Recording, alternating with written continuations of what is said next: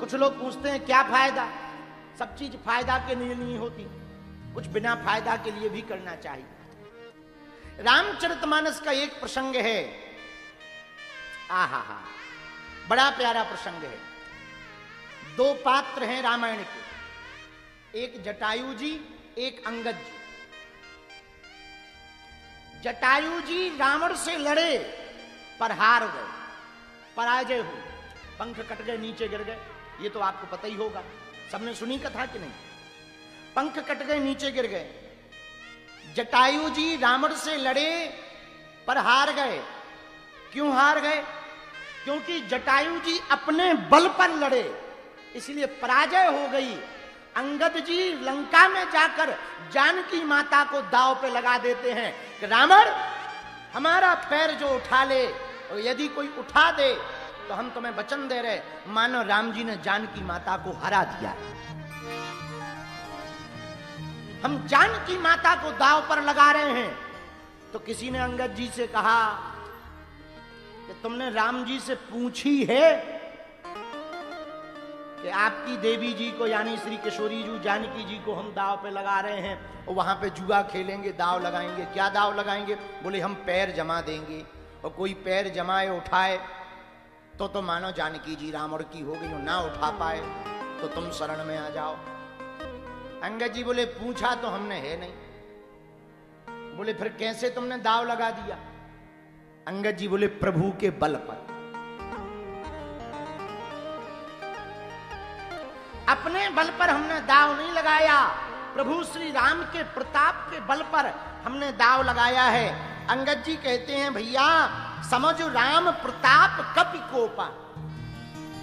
हमें राम जी के प्रताप का बल पता है कि यदि राम जी के नाम से कोई काम कर दिया जाए तो पराजय हो ही नहीं सकती। हुआ भी वही। लंका के बड़े बड़े मल्ल, बड़े बड़े योद्धा अंगद जी का पैर हटाने आए पर टिस का मिस ना कर पाए। स्वयं रावण चरणों में जब झुका तो अंगद जी ने पैर हटा करके कहा, रावण जैसा तू हमारे चरणों में झुक गया, ऐसे यदि तू राम जी के चरणों में झुक जाए तो तेरा बेड़ा पार हो जाए। तो किसी ने अंगद जी से कहा कि अभी तो तुमने शर्त लगाई थी, अब रावण आया तो पैर क्यों हटा लिया? अंगद जी बोले कि हमने हार जीत के लिए थोड़ी शर्त लगाई थी, रावण को झुकाने के लिए लगाई थी। ऐसे ये झुकता ही नहीं, और सच में रावण कभी नहीं झुका, पूरी जिंदगी में कभी वो झुका ही नहीं है, हमेशा अकड़ के ही रहा। और जो अकड़ के रहे वही तो रावण। भैया बुरा ना मानना, झुकते वही हैं जिसमें जान होती है, अकड़ तो एक मुर्दे की पहचान होती है। तो रावण झुका नहीं। अंगद जी बोले हमने तो झुकाने की कला निकाली थी कि झुक जाए। अच्छा संत करते क्या है? संत यही तो करते हैं। संत किसी को नीचा थोड़ी दिखाते हैं, संत किसी को हराते नहीं है, संत किसी की बेइज्जती नहीं करते। संत तो केवल झुकाने की आदत डाल देते हैं ताकि तुम झुकते रहो। अब सुनो बुरा न मानना, जो झुकते हैं। अच्छा पहाड़ पे कौन कौन चढ़ा कभी? हाथ उठा। बाकी लोग सड़कों पे ही चलते रहे क्या? हैं? देखो भाई हम तो पहाड़ वाले आदमी हैं, गांव वाले आदमी, हम तो खूब पहाड़ों पे चढ़े, रोज पहाड़ चढ़ते ही हैं। बागेश्वर बालाजी जहां बैठे वो भी पहाड़ ही पे हैं। तो पहाड़ पे कौन कौन चढ़ा? हम नीचे हाथ कर लो। यदि आप पहाड़ पे चढ़े होंगे तो एक कला देखी होगी, जब पहाड़ पे चढ़ते हैं तो झुकते हैं। जितनी ऊंची ऊंचाई उतना ही धनुष बाण बन जाता है, टेढ़ा होता जाता है। हाँ जी या ना जी? बोलो। जितनी ऊंची ऊंचाई होती उतना ही आदमी झुकता चला जाता है, लेकिन जैसे ही उतरता है सो अकड़ जाता है। तो जो झुक गया हो समझ जाना ये ऊपर चढ़ रहा है, और जो ऐसा हो जाए समझ जाना ये नीचे उतर रहा है। जो उपलब्धि पाने के बाद, पद पाने के बाद, कद पाने के बाद, नाम पाने के बाद, ऐश्वर्य पाने के बाद, कृपा पाने के बाद यदि झुक जाए तो समझना रोज ऊपर चढ़ रहा, और कोई ऐसा हो जाए समझ जाना भाई साहब नीचे आ रहे हैं। हाँ, ये बुरा ना मानना। तो संत का काम क्या? संत का काम है झुकाना।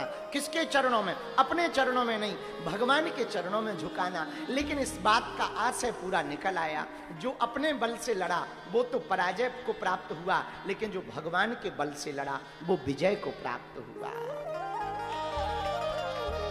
बोलो सीताराम।